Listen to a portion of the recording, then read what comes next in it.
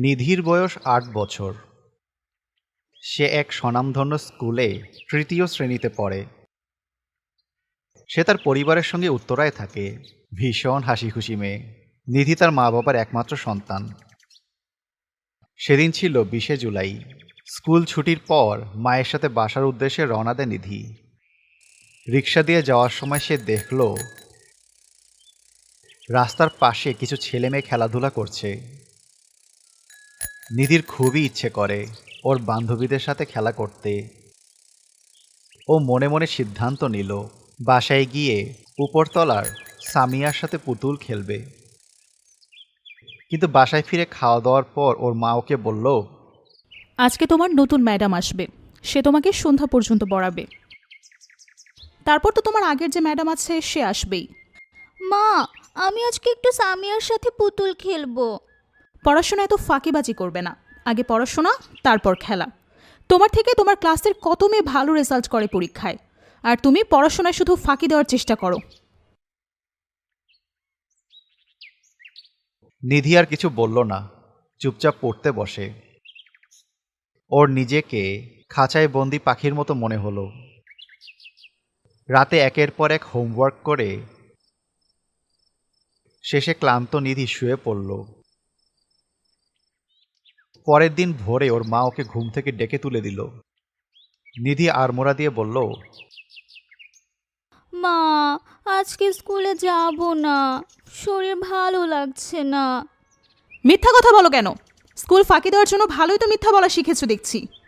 একদিন আমি অনেক দূরে চলে যাব, দেখো। সেখানে গিয়ে আমি আমার মন মতো খেলবো, ঘুরবো।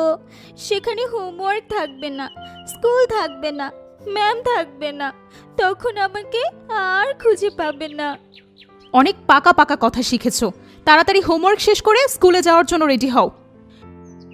নিধি চোখের পানি মুছতে মুছতে পড়ার টেবিলে এসে বসল। স্কুলের সময় হলে ওর মা ওকে স্কুলের সামনে পৌঁছে দিয়ে আসলো। যথারীতি ক্লাস শুরু হলো।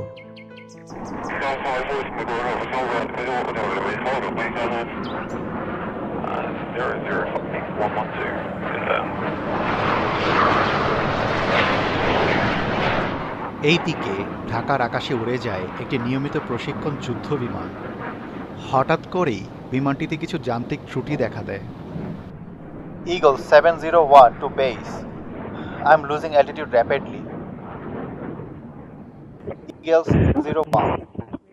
Initiate emergency protocol. Prepare to eject. Control, can you hear me? Do you copy?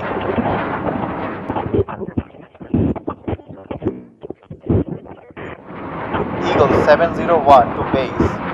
Please respond.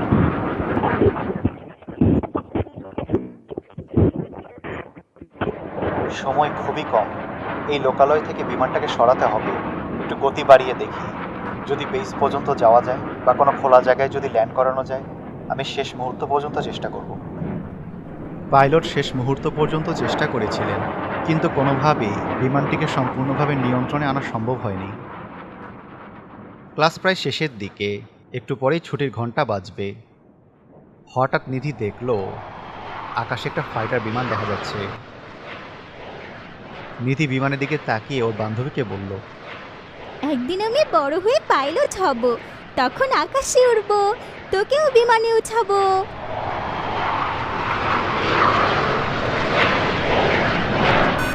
না না না না না না।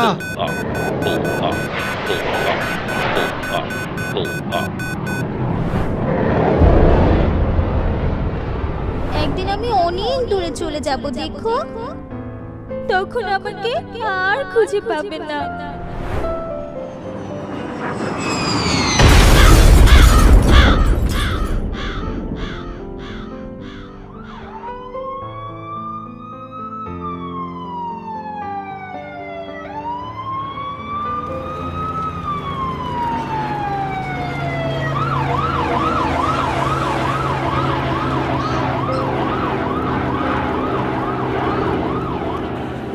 নিধি, নিধি, এই সরেন সরেন, তাড়াতাড়ি সরেন।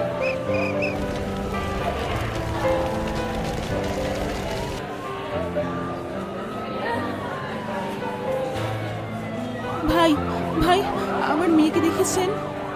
না ম্যাম, দেখিনি। ওইদিকে যায়েন না, অনেক খারাপ অবস্থা।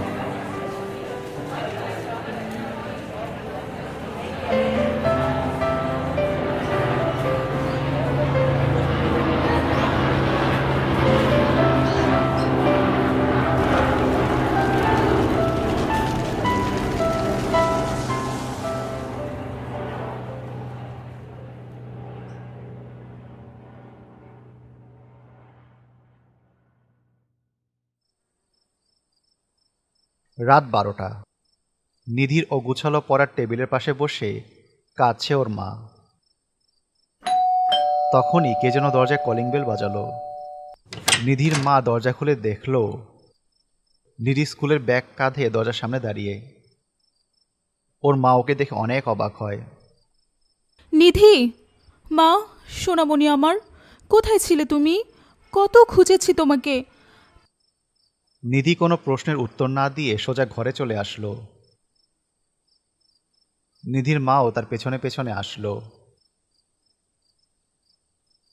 তারপর নিধিকে বলল, তোমাদের স্কুলে তো আগুন লেগেছিল, তুমি কোথায় ছিলে? আর কখনো তোমাকে মারবো না নিধি, কখনো হোমওয়ার্ক পড়াশোনার জন্য তোমাকে কিচ্ছু বলবো না। বিকালে তোমার কোনো ম্যাম থাকবে না, বিকালে সামিয়ার সাথে পুতুল খেলবে, কেমন? আর কাল তো স্কুল বন্ধ, আমি ঘুরতে নিয়ে যাব তোমাকে। আম্মু, আগে তো কখনো ঘুরতে নিতে চাওনি, কখনো খেলার সময় দাওনি, শুধু পড়ালেখার জন্য বকা দিতে মারতে। আগে তো বুঝিনি মা, তোমাকে হারিয়ে ফেলার পর বুঝেছি তোমার সাথে যা করেছি ঠিক করিনি। তুমি তো ওই দিন স্কুলেও যেতে চাওনি, তবু আমি জোর করে তোমাকে স্কুলে পাঠিয়েছি, তাই নিজেকে ধিক্কার দিয়েছি বারবার। আর কখনো তোমাকে বকবো না মা, সোনামণি আমার। তুমি শুধু আমার কাছে থেকো, আমার বুক খালি করে কখনো যেও না। মা, আমি আর কখনো তোমার বুকে ফিরতে পারবো না। আমার ছুটি হয়ে গেছে মা, তবে স্কুল থেকে নয়, এই পৃথিবী থেকে। আমাকে এমনিতেই আর কখনো হোমওয়ার্ক করতে হবে না, স্কুলে যেতে হবে না। ওই দিন বলেছিলাম না, একদিন অনেক দূরে চলে যাব। আমি ঠিকই অনেক দূরে চলে গেছি আম্মু। আর কখনো আমি তোমার আদর পাবো না। ওই যে দূরে আকাশ, ওখানে আমাকে চলে যেতে হবে। আমার অনেক বন্ধুরাও সেখানে আছে জানো মা। তবে কি জানো মা, আমার শরীর যখন পুড়ে গিয়েছিল, আমি তখন একবার তোমাকে দেখতে চেয়েছিলাম। আম্মু আম্মু বলে কত ডেকেছি, দেখা পাইনি তোমার। তাই আমার শেষ ইচ্ছা পূরণের জন্য তোমার কাছে একবার আসার সুযোগ পেয়েছি। না, আমি তোমাকে কোথাও যেতে দেব না, আমাকে ছেড়ে যেও না সোনামণি।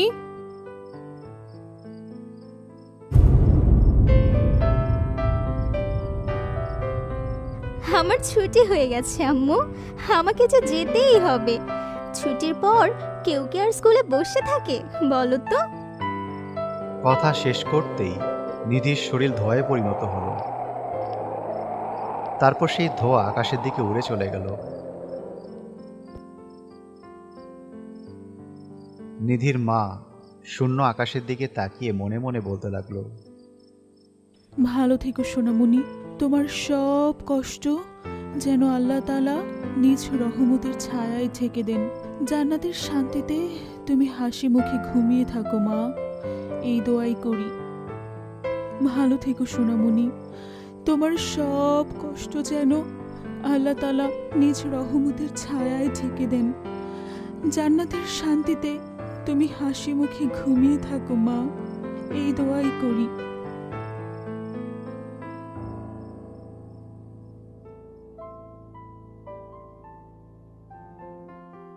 আমরা সবাই চাই আমাদের সন্তানরা ভালো করুক, সামনে এগিয়ে যাক। কিন্তু শুধুমাত্র পড়াশোনার জন্য সারাক্ষণ চাপ দিয়ে ফেললে আমরা অনেক বড় কিছু হারিয়ে ফেলি। একটি কোমল হৃদয়, একটি হাসি মুখ, একটি শিশুসুলভ মন। আপনার সন্তান সারাদিন স্কুলের ভারী ব্যাগ টেনে ক্লান্ত হয়ে ফিরে আসে। এই ক্লান্ত চোখ দুটো আপনার আদর খোঁজে, একটু মমতা চায়, আপনাকে ভালোবাসায় জড়িয়ে কিছুটা শান্তি পেতে চায়। তাই শুধু পড়াশোনার কথা ভেবে ওদের এই ন্যায্য অনুভূতিগুলো থেকে বঞ্চিত করবেন না। ওদেরকে বিকেলে খেলতে দিন, প্রকৃতির সাথে মিশতে দিন। মাঝে মাঝে পরিবার নিয়ে একটু দূরে কোথাও ঘুরে আসুন। তারা নতুন কিছু দেখুক, নতুন কিছু শিখুক। বইয়ের বাইরের জগৎটাও যে বিশাল মূল্যবান সেটাও যেন বুঝতে পারে। শুধু সিলেবাস নয়, জীবনটাকেও যেন শেখে আপনার সন্তান।